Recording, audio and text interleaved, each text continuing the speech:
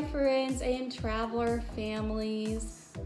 I hope everyone is staying safe and healthy and happy at home. I miss all of you so much. And since we can't be in the classroom together, I wanted to make a distance activity for all of you.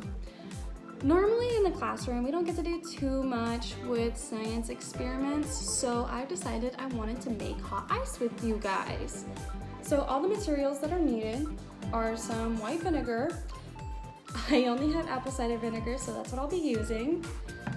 You'll want to get some baking soda, a tablespoon in a measuring cup, and a pan to boil it all in. I also wanted to give everyone a heads up. This experiment will last over an hour with some downtime sprinkled throughout, but I hope everyone is able to participate because the results are gonna be so worth it. Again, we have to measure out our ingredients. Today, I will be using 2 cups of vinegar and 2 tablespoons of baking soda. If you guys wanna make a bigger batch at home, just keep in mind the ratio is 1 to 1. So if you're gonna be using 4 cups of vinegar, use 4 tablespoons of baking soda. Again, you can always use the white vinegar. At this time, you can also start asking your child some questions about the ingredients themselves and how they might interact with one another. Of course, you can always just outright explain these ingredients because they may or may not know about them yet. Also, with this next part, make sure your child is paying close attention because we're gonna get our first interaction, but also make sure that their faces are not directly over the pot or pan. We begin by pouring our vinegar into the pan. After we pour our vinegar in the pan, we begin to add our baking soda. Now, make sure to add it in slowly so that it doesn't spill over the top of the pan.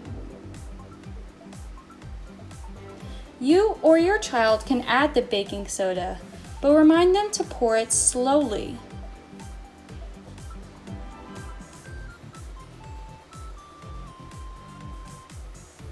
As you can see, the baking soda and vinegar react to each other instantly. You can now ask your child about what they just saw and why it might have happened.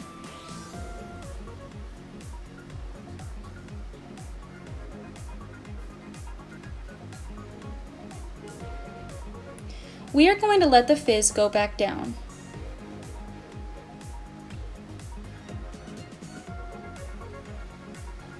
Now, we stir in the remaining baking soda until it is dissolved. After this, you can also supply your child with appropriate descriptive sensory words they may have never heard or been able to use yet. Some words that describe this interaction would be fizzing and dissolving. If you can think of more of these unique words throughout the experiment, share them with your child.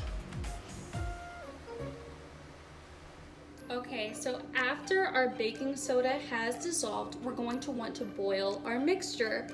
You are going to boil your mixture for about an hour over medium heat.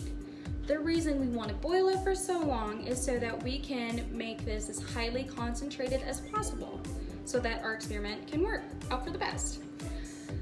You can also boil it at a higher temp. I personally would recommend to somewhat watch it closely if you choose. Also, don't be concerned if you're using white vinegar and it turns a yellow or brown color.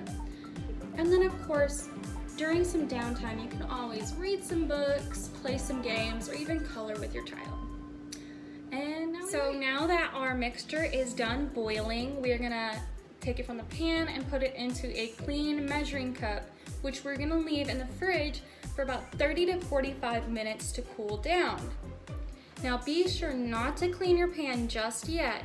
If you can see the white powdery residue on the sides of the pan, we'll be using that for the next. Okay, so now we have boiled and cooled down our mixture. Now it is time to take a glass dish and get some of that powdery residue that was left on the pan and put it in the very middle of your dish in a little pile.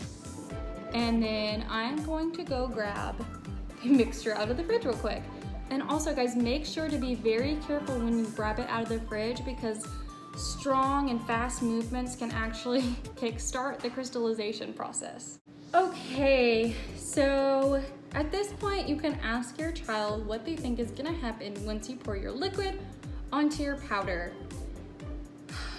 Oh, I'm so nervous because I spent so long on this, and if it doesn't work, I'll be so sad. So I'm gonna scoot this back so you guys can see.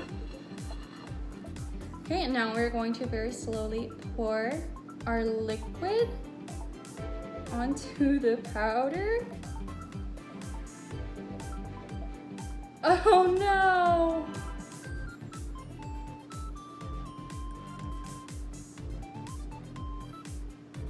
And it didn't work for me. Well, what's supposed to happen is that it forms a crystal, almost looking like a stalagmite. I'm not gonna lie, I'm really sad this didn't work out. But when it does form the crystal, like I said, it looks like a stalagmite, and it will almost be as hard as ice, but you can definitely still crush it and play with it. It'll also be kind of hot because this was a exothermic reaction that had happened. Well, would happen if you did it right, I guess. Well, I hope everyone's hot ice experiment turned out a lot better than mine did.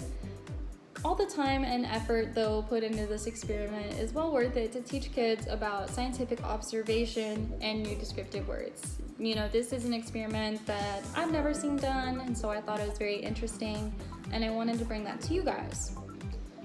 Some more questions for further thought you can ask your child is to reflect on the cause and effect relationships we saw throughout the experiment, with questions like, what happened when we poured the vinegar and baking soda together? What happened when we poured the liquid onto the powder?